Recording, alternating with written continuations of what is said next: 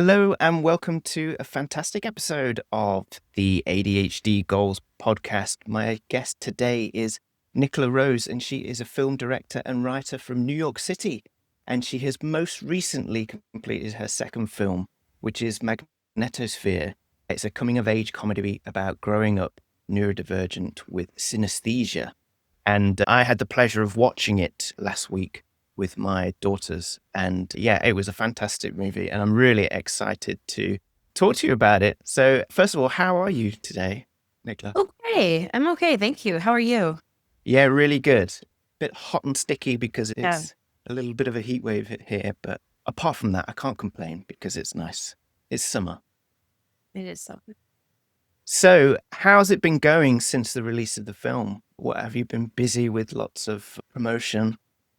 Yeah, the promotion for truly independent films that have, no studio backing whatsoever, and they don't have, therefore, lots of money, a large publicity machine. The publicity is largely word of mouth, which means appearing on podcasts that have something to do with the subject. It means writing articles about the film. It means, getting as many critical reviews as possible, even if they're negative. And I'm very lucky. They've all been positive, or mainly been positive. They've been wonderful. All of that is word of mouth, and that's how the word about independent films gets around, because it's, you're going to have to hear about them from other people ultimately. Mhm. Well, I mean, before we get into talking about the movie itself, I just wanted to, ask you about your own ADHD, because I understand that you recently got a diagnosis. I wonder if you could just sort of tell me how that happened. Sure. I was working with a therapist, and I started to suspect, this was after the fact of having directed the movie. There are certain activities that I am really devoted to, directing being one of them, where I could be working on a project for hours and hours at a time and hyper focused and have no idea that I need to, my mind needs to not feel as though my mind needs to wander onto other things. But that's not the norm. The norm is that I will need to do 25 things at once, and that my mind will need to wander, and that I will not be able to concentrate on any of the things that I'm doing. But, and sometimes it's because they're not interesting. Other times it's because even if they are interesting, I simply can't keep the focus on one spot. And I don't think I've ever been able to, except for a very few, very specific activities. Directing being one of them, writing being another. And I'm not sure there are others, but there probably are. Mhm. There's probably one or two, but it's short. It's a short Mhm. list. And so I asked my therapist, if we were in the midst of figuring different things out that were going on with me, this being just sort of one of them, I said, why don't we test me for autism and ADHD while we're at it? And I was pretty sure that I was not autistic, but I do have some traits, or especially as a child, I had some traits that now, at the time, no, but now would be considered to be on the autistic spectrum. Mhm. And I was curious to know if nowadays I would receive a diagnosis. I didn't, because I really didn't qualify, you know, Mhm. trusting my therapist as I do. I think it was valid. I think I may have some mildly spectrumy traits, none of which I didn't know about already, but I did come away with diagnosis of ADHD, and that made a lot of sense to me, because even when, I can force it, I can force the attention to go on to one thing, but it's not Mhm. natural to me. And I don't know how natural it is to anybody to, you know, just be able to. I once lived with somebody, when one of my roommates, in one of my former roommates, who was able to watch television programs. She was Mhm. able to watch anything on TV, even if Mhm. it wasn't anything necessarily she wanted to watch. She was just able to Yeah. watch anything on TV and hyper focus, stare at that, and Mhm. be interested only in that, and look only at that, and apparently be thinking only about that. And I would look at that and almost be creeped out and think, how can you do that? Because my whole life, if I was watching TV, I would also need to be drawing, or I would also need to be writing, or I would also need to be, you know, composing an email. I don't know. I can't do one thing at a time. Yeah. Yeah. Yeah. So I yeah, mean, it was elephant in the room. And I don't know I how it mean, works. It might be very well, different. TV is an odd thing if I was watching TV that was just, trash TV or Yeah. something that somebody else had chosen, then maybe I would be like, a bit fidgety and doing other things. But I think when it comes to TV, I tend to watch specific things like documentaries or crime dramas, like really bad crime dramas. They really focus you, though. Yeah, but if that's it. My brain is trying to solve the problem, and I knew it. I'm writing down like it's going to be that person. So they're just designed to manipulate you into paying the most focused attention you've ever paid to anything in your life. They're very cynical about how they do it. But so given that you only got your diagnosis fairly recently and you'd already written and directed the film, and I was listening to another interview that you gave on a podcast and you mentioned that your first movie actually resonated quite a lot with the neurodiverse community. And I'm going to ask you why you thought that might be, but do you think that because now that you know that, you're neurodiverse, you've got ADHD, do you think that maybe it was something that you were drawn to and that experience of someone living a life, neurotypically? Oh no. With ADHD. No, I think that was absolutely it. I think, my other feature film, which has been out for 3 years now, I think, which is called Goodbye Petrushka, and which is streaming all over the world, I think, on at least a couple platforms, Amazon Prime, Tubi, Google Play, I forget, definitely Prime. Oh, YouTube as well. There's like a YouTube movies thing you can watch it on. I think, I don't know that I was thinking about, I definitely wasn't thinking, let's write a movie about a neurodiverse character. That was Magnetosphere. That was about a child with synesthesia. That was, but I think, at the risk of sounding, I think I'm so special, which is not what I'm trying to say. It's typically not what I'm saying, but I definitely did always have this uncomfortable, and I mean really uncomfortable feeling since I was like old enough to be aware of these things, of being not quite the same as most other people that I ran into. This is not to, again, you run into people who they self-compliment with this, that I'm so special, I'm so wonderful, I'm so much better than everybody. That's not what I'm saying. I'm saying I felt uncomfortable and I feel uncomfortable. And that's basically all that I'm saying. Yeah. And I think Goodbye Petrushka was much more based on, I think it was much more based on events that I had experienced than Magnetosphere was. And therefore there's a lot more of me. It's interesting because the character is not really based on me, but the life events are. And therefore, by just virtue of that, some of the character's reactions are based on reactions I had. I just thought, well, here's this character who's kind of odd. She has her own quirks. She's got these reactions. This is how the story goes. And then I started hearing a couple different things that resonated or stuck with me. But I think the thing I heard the most was, I'm autistic, and seeing this representation of an autistic young woman on screen just resonated with me so much. My God, finally a character who acts like me. And, it was completely unintentional. Yeah. And, I think I told people that when I would receive those comments, I'd be like, oh my gosh, thank you so much. I didn't necessarily intend that, but great. I do see it because here's this character who has a couple of hyper-focused, hyper-interests, who really doesn't deviate from a couple extremely important things that are extremely important to her, but to nobody else, and whose routine and life sort of end up revolving around these obsessions. It's very easy to see it. And I'm not saying that all autistic or all neurodivergent people act this way by any means, but I can see why people were seeing themselves in that. I could see why neurodivergent people, the ones who wrote to me, were perhaps seeing themselves in that character. I had a recent experience. It was sort of, I suppose, similar to somebody writing to you and saying about your first movie was like a great depiction of someone being autistic. I was listening to a Radiohead concert. I mean, when I was in my teens and 20s, like I was a huge I still am, but I mean, my connection to listening to music is not as much as it was. And so I listened to, I spent an evening just watching maybe a Glastonbury gig.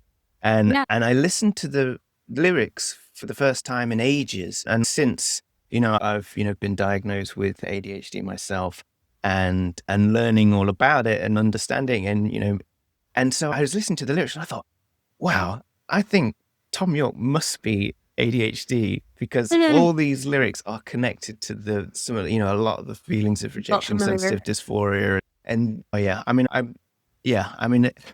maybe if I listen back and I haven't had a beer, I'll probably go, oh no, that wasn't right. But Depends on the moment. Depends on the moment. I suppose.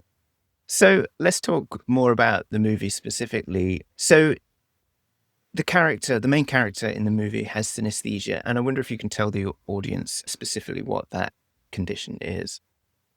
Yeah, so synesthesia is a neurodivergence or perceptual phenomenon or a condition where your senses are combined or intertwined in some way such that one sensory input gives many sensory outputs more than it might in a neurotypical person. So, for example, you might end up seeing sound or hearing color or feeling that the days of the week have a certain color or texture, or feelings have a color or feelings have a texture, or it goes on, and there are like literally hundreds of potential combinations and manifestations of this thing.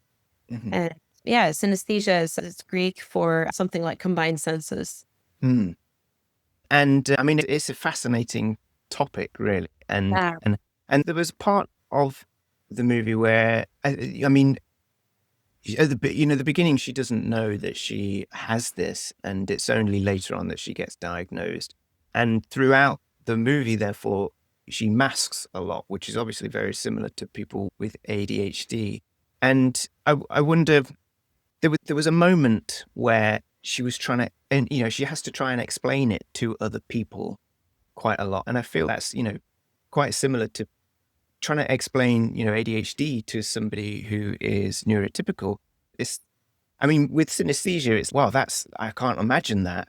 But the opposite is true of ADHD because, an executive dysfunction, everybody can have, experience executive dysfunction, but they go, oh yeah, well, everybody's got a bit of that. You're just pretending. So I wonder, again, with your experience of sort of having ADHD, but not knowing it, that sense of masking, like, how much attention did you pay to that in the story? It was sort of always in the background of everything that this character was doing, because I think once you are old enough, and 13 is just sort of the beginning years of that, at least in my experience, it's just sort of the earliest part of when you start to become aware that something is different about you, something is off, and people are finding that it's off, and people are, Mhm. they're zooming in on that. They're like, Yeah. they're zooming in on that one way or another. They're finding that something about you is off, is different. I think the automatic thing that you do is you start masking, whether it's like, and I'm trying to think how you think about it at that age. It's not necessarily things that happen in the movie, but it's stuff like I will try to start mimicking the speech patterns of neurotypical, because you can tell who is neurotypical even if you don't have language for it. You as a neurodivergent person can immediately tell who is not. Mhm. Maybe you're wrong, but you probably know. So I don't want to say that you're necessarily right. You're Yeah. not an expert. You are not a psychiatrist, but you have a sense of who is popular. You have a Yeah. sense of it being left alone by the bullies. You have a sense of who is accepted and you are not. And so, if you have kids, I don't know, other kids, other adults, if you have people who are picking on you, people who are calling you ugly, people who are whatever it might be, I don't know, I'm making stuff up, but your response is going to be to try to imitate the people that you see as the most acceptable and normal, not because you actually want to be like those people, but because you are trying to be left alone. Mm. And I think in my case at that age, it was like, I will try to dress like people that seem normal. I will try to imitate as much as I can the speech patterns and the behavioral not quirks. It's the opposite of quirks. The behavioral normalcy of people who seem accepted. Yeah. And it is a put on. And if you're a very good sort of actor, not in a professional sense, but if you're, you can mimic. And I'm a very good mimic. And I think a lot of neurodivergent people tend to be very good mimics. I think they can. Yeah. No, I remember exactly that thing. And all based on what you're saying. There's that sense that I think it comes from the world valuing the society that we live in. The Yes. world seems to value and accept, I'm doing air quotes, but normal behaviors. Yeah. And I think you very quickly understand that I don't seem to do that so well, or I don't seem to handle Yeah. rejection and things like that so well. So I just want to be accepted. And yeah, whether that's being funny to divert attention from bullies, or or trying to look normal or look like the popular people, mimicking it is such a big aspect of that. Can't mimic well at all. That's the other part of it, is that some people are either so neurodiverse, or it's not necessarily degree. It's just that Mm. you don't have a chance in it. You have snowball's chance in hell of being able to imitate normal people, But or what we as normal people. I suppose the cost of that, though, is the more you're trying to mimic and be like other people, is that the less you're being your true self, and or even sort of accepting and acknowledging what that is. You're almost not concentrating on the things that you are great at, but trying to be better at the things that you're bad at. You spend so much time focusing on the things that you're relatively bad at, in the sense that it's really kind of sad. It's a survival instinct. It's a survival mechanism. If bad people left you alone, if bullies left you alone, you would not be spending time trying to protect yourself in. I'm talking about when you're a child, but there are forms of this that continue well into adulthood. I'm Right. Yeah. back 20 and more years here. But yeah, you spend so much time just trying to self-protect, and it's time that could have been spent on becoming better at what things that you do well, and you're not necessarily even aware that you do anything well, because so much of your energy is put into trying not to be attacked. Yeah, I think, we tend to think of, bullying only happening at school, but it certainly still happens in the workplace. And I think here in the UK, we call it banter. But I mean, that sort of people just being, funny, but it can be quite oppressive and disruptive. Yeah, gentle term. So I noticed that, and I don't know if this is intentional, but there's quite a few characters within the movie who also seem to be in some way on the outside, or outsiders, or sort of working through some things themselves. And I wonder if you could talk about that a little bit. Yeah, I think it is quite intentional. I mean, I didn't necessarily plan it that way, but I think as I was writing the script, as the script was evolving, it became clear that probably all of these people were, if not specifically neurodivergent, that they were, as you say, they were all trying to work through something that had put them on the outside of what is normally regarded as typical. I don't know that there's anybody in there I mean, a few characters we don't get to know as well, which is unfortunate, because there's probably, more interesting things about them that we don't get to Hmm. necessarily know. But yeah, I think Yeah, there's the character who's played by Stephen He, who he has dyslexia in it. oh yeah, There's the father who in real life has ADHD, but yeah, but he's dealing with some, like, a lot of stress. And then yeah. there's this very curious character played by Colin Mockery, who I guess must be sort of some PTSD or something. But Could be. Or could be just, that's one explanation, and hard to know. It could be just the way he is. It's difficult to know. It is so difficult to know. so with the cast, I mean, like I said, my daughters are really big fans of Stephen He. And when I Mm. told them that I was going to be doing this interview, they were like, "Oh, Paul, can we make it?" Somehow they wanted to meet Stephen He in it. I'm so sorry. I'm disappointed. Good. I'm only meeting the director. So Uh, good. oh no, I definitely definitely Yeah, wanted no, to chat to you, but they just assumed that I would yeah. then automatically, just be able to just hang out with him.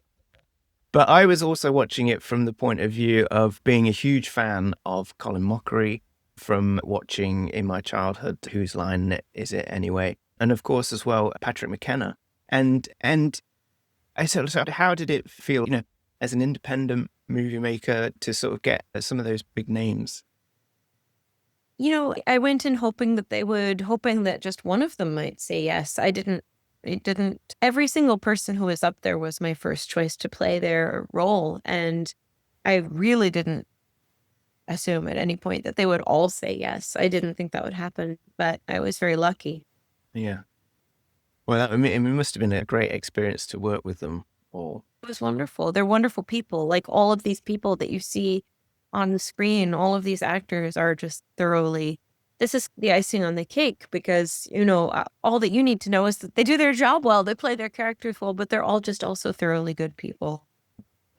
There was a character in there, the teacher, and she plays a very interesting role. I mean, when I chat to a lot of people that work with parents or teachers who are their children are neurodiverse, they quite often talk about how difficult it can be to get the right support in schools. And the teacher in your movie was a really wonderful character and advocate for, the girl who had the synesthesia. And I wonder if you could talk about her at all and how important it was for her to be that. Yeah, absolutely. So the character of Miss Deering, the art teacher, played by Deborah McGrath in the movie, she originally, I think in other iterations of the script before it landed where it landed, I think the teacher also had synesthesia. I want to say that was where that was going. And ultimately, it was a little too on the nose. She didn't really need to have synesthesia. She just needed to, and it was actually, to me, it was more impactful that she simply just be paying attention and be aware of what was going on with what was going on with not just with Maggie, but perhaps she's very aware of what's going on with all of the children around her. And I have this feeling that she probably does know, different things that all of these kids are dealing with. And that she's just this sort of hyper observant kind of person. And knowing about synesthesia was just, by chance, she happened to be aware. Yeah. And I think, it gives you hope that, I think I would say the olden days, but when I was younger and before, any behavior that wasn't sort of compliant or obedient would have been considered, a naughty child. And there's quite often not enough patience to see behavior that, is disruptive or not, cooperative, but then be able to say, okay, I wonder what's going on there. And giving them the benefit of the doubt to say, this child is not trying to be awkward or whatever. I wonder what could be, causing that. Right. There may be an actual reason. Yeah. Actually, important reason. So I think I read as well, or that you had some experience of synesthesia when you were a child. Yeah, but I only figured that out as I was interviewing people to put together the movie. So that came as a complete surprise. It wasn't like, oh, I had synesthesia as a child, so I think I will make a movie about my experiences. I like to think that with Goodbye Petrushka, which was, my first feature film, that I got that whole thing of, let's put my own experiences into a movie. I like to think I got that out of my system because I think, ideally you get one of those and then hopefully you get past that urge. I don't speak for everybody. Some people's experiences are perhaps more interesting. But anyway, I think that I might never have remembered this business of having synesthesia as a child if somebody hadn't said to me somewhere along the way something about musical instruments and synesthesia. And I had this experience of seeing music, but it was very limited. I think it was limited to one piece of music. I'm not sure, but I think it was this very limited experience when I was really young, 5 or 6. I don't remember anything else other than that. So I think it was specific. I think it was concentrated. I think it was limited. But it was cool. It was cool to realize, this experience, this is something I actually had. This isn't entirely from imagination and just sort of outside interest. I think the doctor in the movie said, there's a school of thought that maybe we all have synesthesia and then the brain sort of then divides, the sensations into departments and it sort of settles down. That's correct. Yeah. I think that is, unless it has changed since I wrote and researched the movie. I think the going theory is that before the age of about 4 months old, that we do all have all of our senses in one compartment. And then after 4 months, in most people, the senses go off and sort of separate into their own boxes, into their own compartments. But in some people, these end up being the synesthetes. All the senses stay in the same, or not all the senses, but more than one sense stays in the same bucket, the way it would happen with everybody when they were a baby. I don't know. I know it's the idea. I'm now having an inappropriate side thought about hallucinogenics and just thinking, I wonder what happens if they connect synapses and stuff. Absolutely. No, I think, my understanding is that hallucinogenics can induce, it's not really synesthesia, because to actually be synesthesia, it would have to be something that like stays with you for a long amount of time, not just the time that somebody's, having a trip. But I think they can, from what I understand, they can reproduce or approximate people's experience, what's in it, some of what synesthesia might feel like, especially auditory visual synesthesia. I'm trying not to talk about any recreational drugs experiences, but there certainly does, so I hear, make you feel and connect to feelings and emotions or sensations that you perhaps wouldn't have so readily available. But yeah, I'm not in any way recommending that. Yeah, not endorsing it here, but I do think these things, it certainly isn't synesthesia, but I think some of the sensory experiences can be reproduced, but whether or not they're anything like actual synesthesia, it would be impossible to tell, because you're dealing with different experiences between different people, and it's not something that you can really, compare. I wonder, obviously, as we've sort of outlined, the main character, Maggie, she is a teenage girl.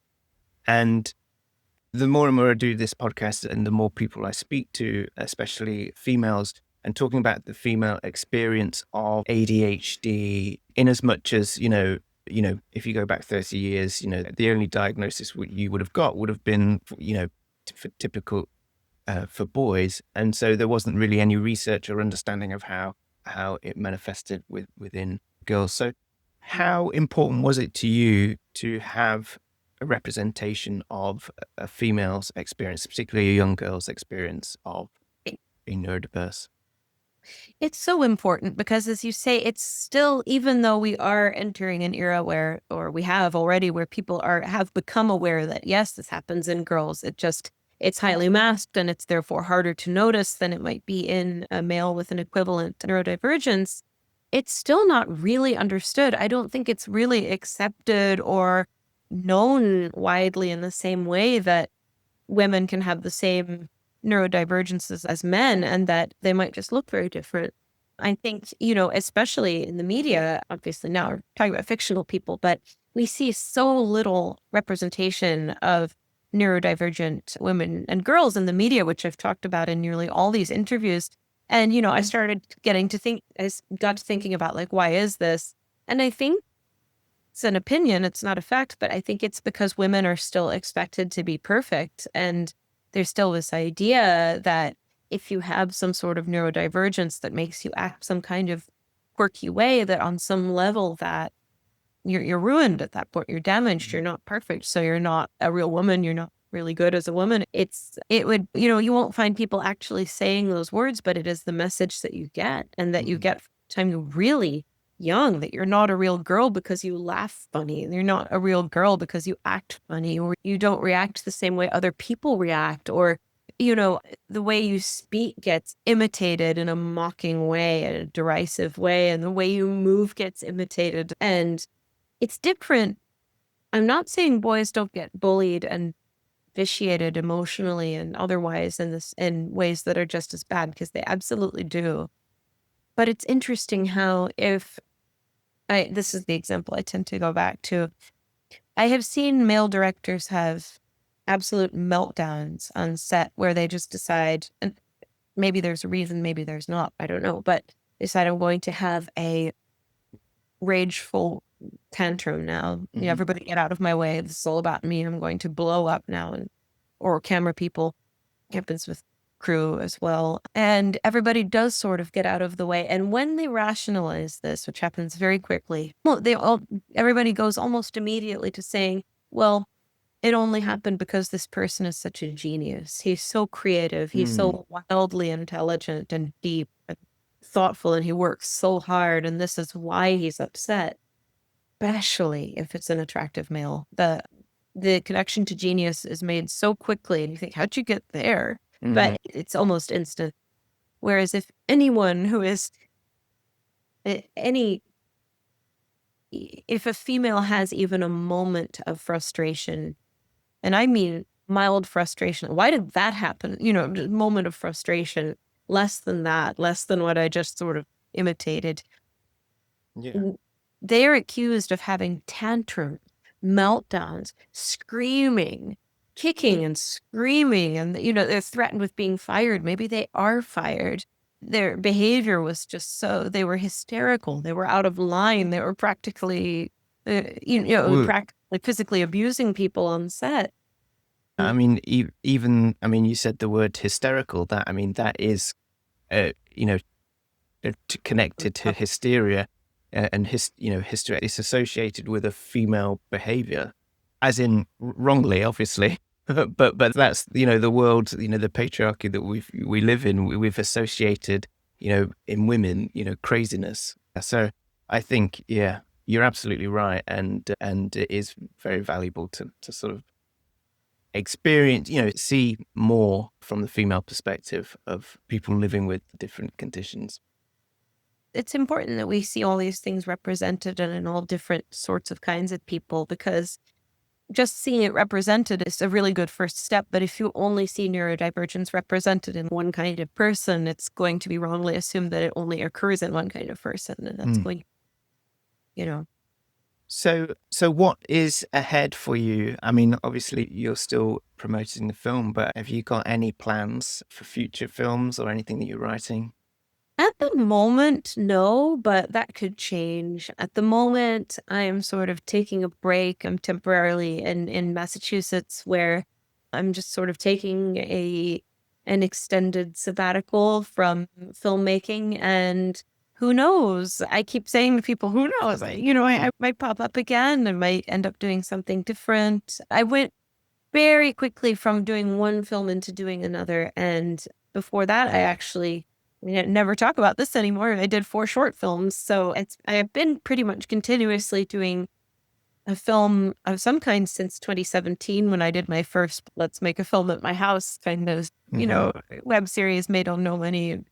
So, it's probably time for a break. And hopefully this time next year, I will have the next steps underway. But at the moment, I've needed a break on many levels. It's hard to predict.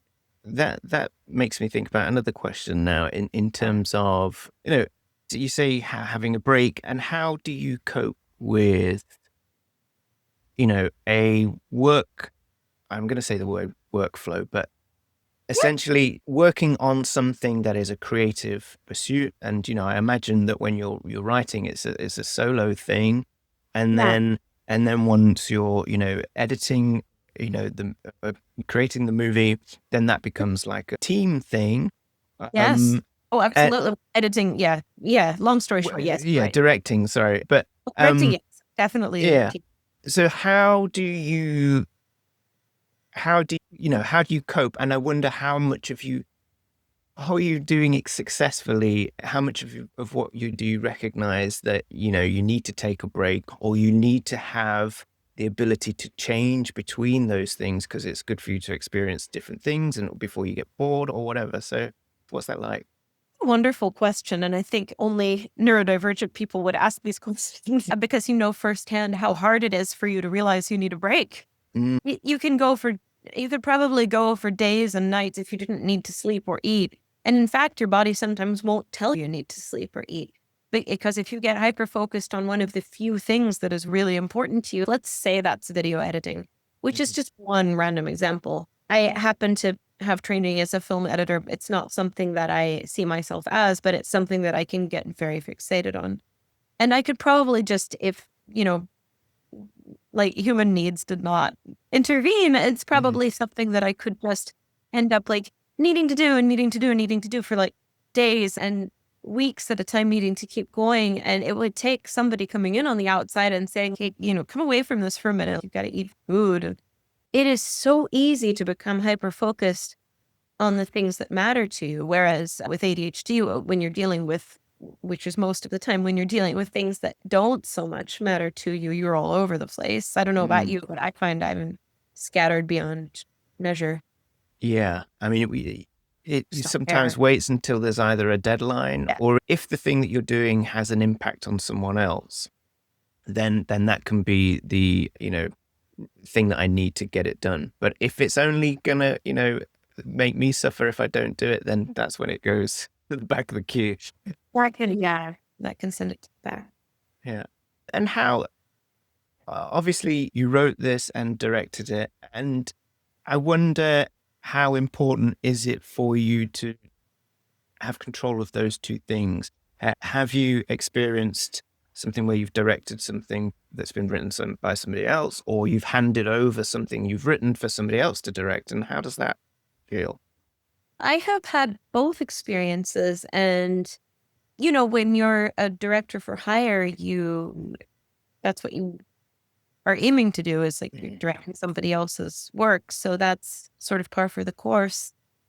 In terms of handing over something I had written for somebody else to direct, that happened only once or twice, which is when it was actually one of my very earliest first experiences when I was making, I referred to Let's Make a Movie at My House, like my first experience ever doing anything. It was a web series nearly 10 years ago, that I was doing with friends in New York. I was lucky enough that I had people who were willing to let me do this, basically fail at it a lot, basically mess up a lot, and friends who were willing to be with me on that project and just enjoy the ride. And I guess they took it on faith that I would figure out what I was doing at the end of it, which I did. But I certainly didn't.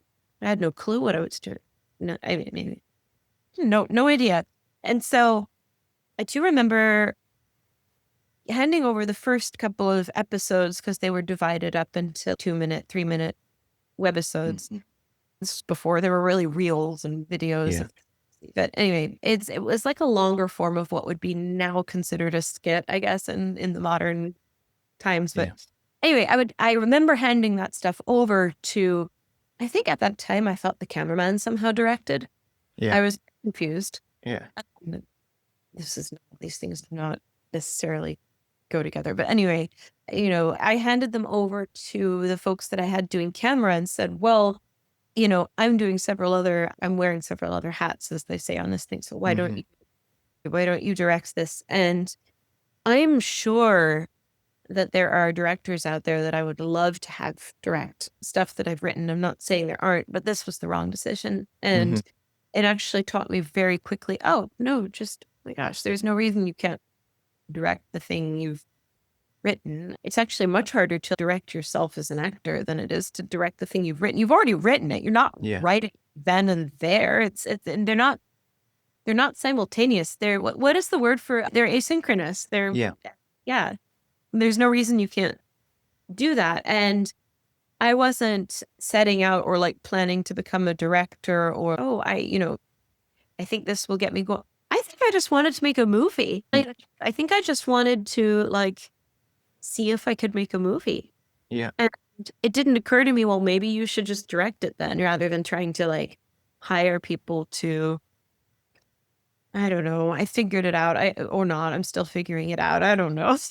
I mean, I think I think it's definitely something similar with me. Is it, I'll watch something, see something on the internet or on TV, and I'll just think, I'd like to do that. And then for a while, it becomes like, my life will only be complete if I learn how to do this. And I mean, from an optimistic point of view, I think it's, it's good to have that, there's different things in your life and to prove to yourself that you can do these things. And it's, it's a positive. It's a funny thing you should say, to be able to do these different things, because one thing that people have asked me a lot, I think because the film has to do with a young girl, and because maybe female director is still some vague novelty of some kind, they said, what advice would you give to a young girl who wants to do this stuff? And I was like, well, first of all, none of them want to direct. That comes later. They want to act right now, though. They don't want to direct. Nobody grows up thinking, I think I'll direct, Not when you're 11, not when you're 10. But I think, you mentioned knowing how to do a variety of things, and I think that is the most important. I think the best possible scenario is that you grow up and you're not just interested in one thing. You're not like hyper focused on the arts, but that you also take some time to learn a sport that you want. Not that you have to be good at it, just that you take time to devote to it. That's just that you also take classes in the sciences, and that you pick a science that you want to learn more about, and that you, I keep wanting to say divide and conquer, and that's not quite the expression I'm looking for, but that you spread your interests over a variety of things rather than becoming like hyper focused on just the one thing.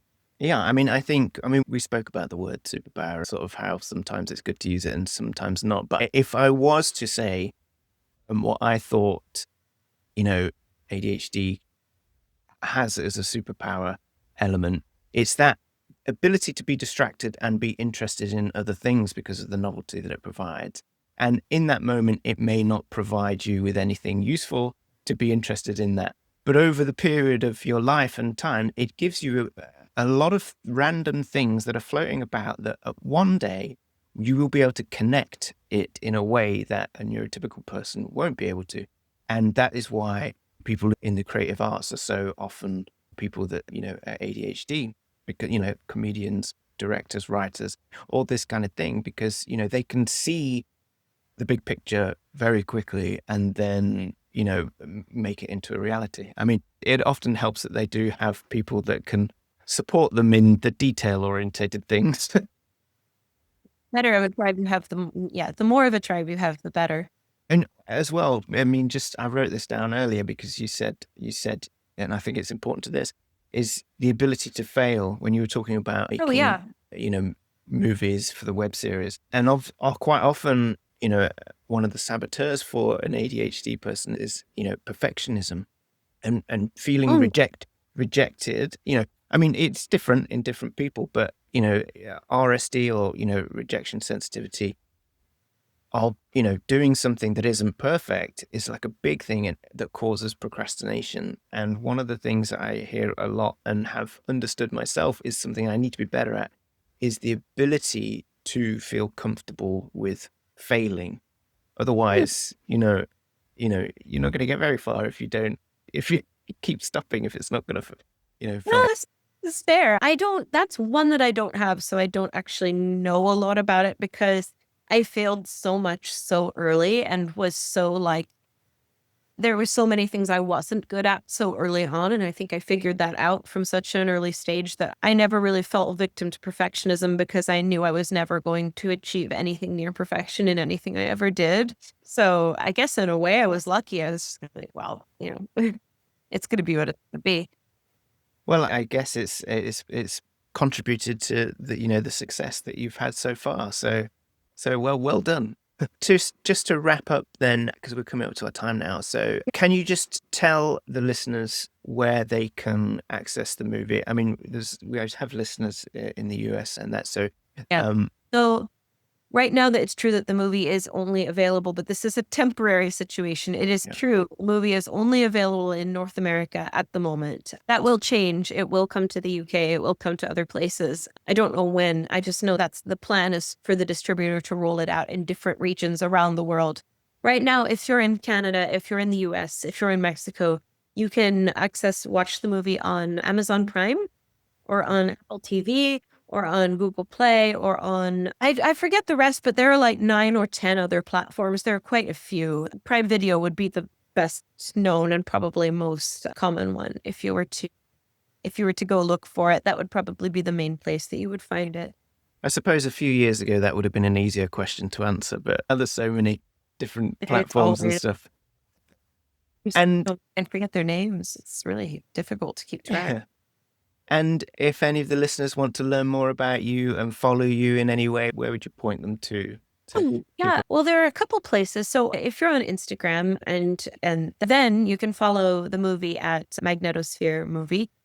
And I believe that is also the name of its Facebook page is Magnetosphere Movie, and all of the news about like new regions it pops up in, if it goes to the UK, if it goes to Australia and so forth, that stuff is going to pop up there. And there is also I don't keep it very well, but I keep a Substack, like a blog, like a writing, an ongoing sort of place where I put writing pieces, which is Nicola Rose Directs substack.com. So that's also my Instagram, but really the movie is the one to follow because anything related to the film is going to pop up on Magnetosphere Movie. Well, great. Hey, it's been a pleasure to have the time to chat with you today. And yeah, like I say, love the movie, and I wish you all the best with, its continued success and the next project that you turn your attention to. Thank you so much. We'll see what that will be. Okay, take care. Thank you. You too. Bye-bye. Well, there we have it. Thank you so much for listening this far. If you want to hear more episodes, then please subscribe on YouTube or whatever podcast platform you use. It really helps to spread the word. So if you know anyone this episode could help, then please share it with your friends.